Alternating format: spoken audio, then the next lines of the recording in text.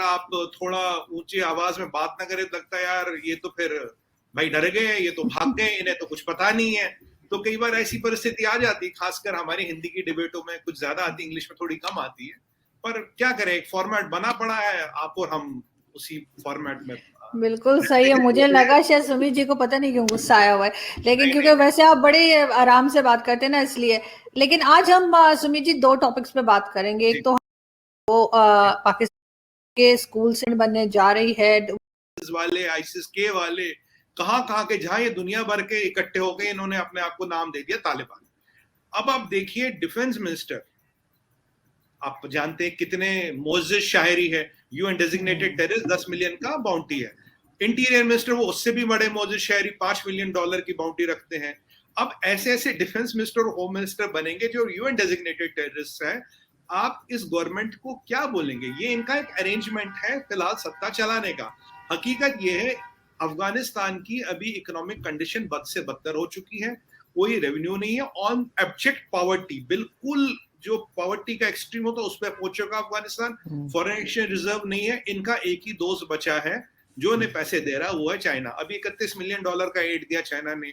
China कह रहा है हम कुछ कुछ तालिबान को रिकॉग्नाइज करने की बात कर रहे हैं, पर चाइना को ये समझ नहीं आ रहा है कि ये जो लोग हैं, जो इनका ये कंसोर्टियम है, और ये जो इनके यहाँ जो लड़ते हैं ना, ये बंदूक राइफले कंधे पे टांग के, बिना बुलेट प्रूफ जैकेट, इनके यहाँ बुलेट प्रूफ जैकेट भी नहीं होती कोई, ये जो लड़ते हैं, इनको दुनिया में बताया जाता है देखो भैया हमें जिहाद करना है, और अगर ये जिहाद करने का प्रकरण रुक गया, ये जो संगठन है, जो ऑर्गेनाइजेशन, ये रहेगी ही नहीं, तो इन्हें या तो they will invent, innovate and discover जिहाद। कहीं ना कहीं किसी ना किसी नाम पे इन्हें जो अपना काडर इकट्ठा करना है वो जिहाद के नाम पे करना है। बिजनेस क्या करते हैं आरजू जी?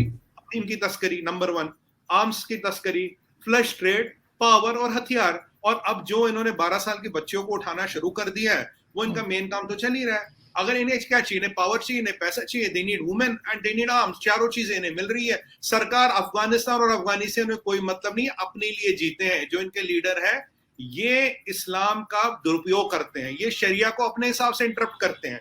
जिनको इन्होंने मारा 99% मुसलमान था। अब मैं कहता हूं जी मैं इस्लाम का बहुत बड़ा मसीहा हूं, और मैं मुसलमान को ही मार रहा हूं इस्लाम के नाम पे, शरिया के नाम पे। आप मेरी बात माने, माई वे और हाईवे, नहीं मानेंगे तो मैं आपकी गर्दन काट के लैंप पोस्ट पे लगा दूंगा। कल परसों एक चीज आई थी आरजू जी, एक लेडी है 6 महीना प्रेग्नेंट है, अफगानिस्तान पुलिस में थी, एक्स पुलिस ऑफिसर, उसको अपने परिवार के सामने इन्होंने मारा, और स्क्रू ड्राइवर से, पेचकस जो होता है उससे उसने भेजा निकाला उसके परिवार के सामने।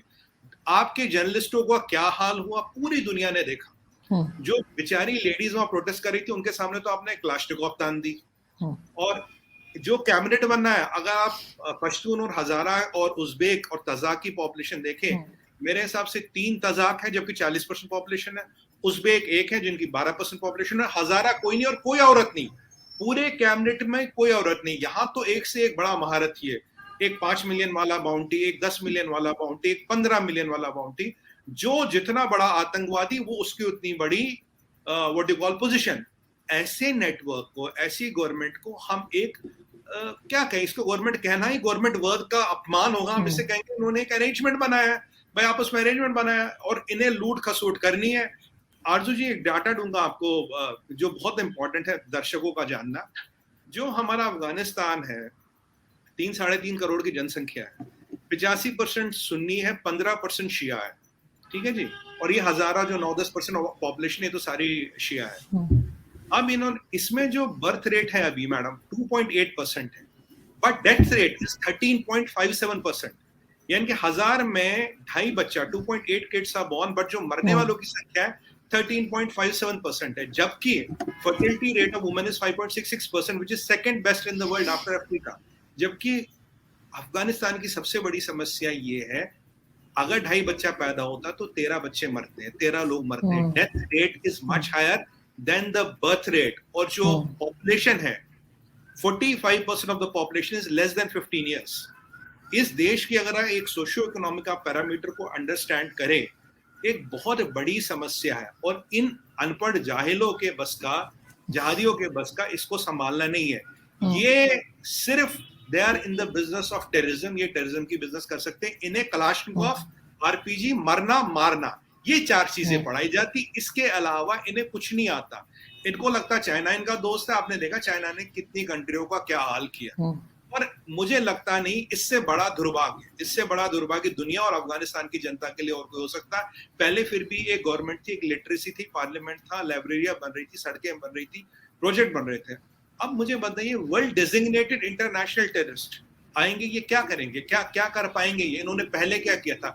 कल तो इनका एक मिनिस्टर कहता है, उससे पूछा गया भाई जो औरतें बाहर जा सकती काम करने के लिए, कहता नहीं, कहता पूरा कवर करना, अगर कवर नहीं किया तो पता वो क्या कह रहा है अर्जुन जी, मेरा ना दिमाग की नसें हिल गई देख के। कहता है अनकवर्ड वुमन, जो पूरी कवर्ड नहीं है, लाइक अ नींबू, स्लाइड्स लेमन। कह रहा आप बाहर जाके कटा हुआ नींबू खरीदते हैं, उससे ये माताओं बहनों की तुलना करते हैं। कह रहा अगर किसी ने सर से पैर तक अपने आप को नहीं रखा, वो तो कट लेमन है, आप वो खरीदते हैं।